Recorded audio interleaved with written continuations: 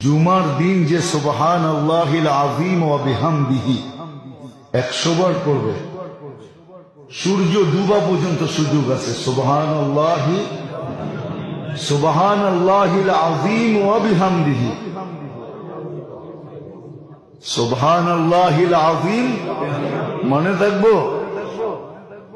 সে 1 লক্ষ নেকি পাবে, তার মা বাবা 12,000 করে পাবে।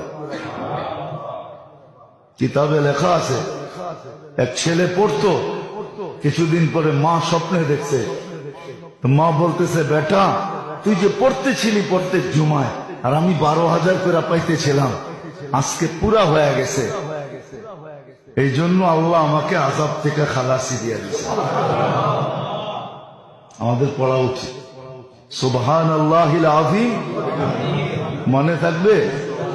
হ্যাঁ না মনে হয় ভুলে যাবেন, লেখা রেখেন সুবহানাল্লাহিল আযীম ওয়া বিহামদিহি 100 বার, বেশি সময় লাগবে।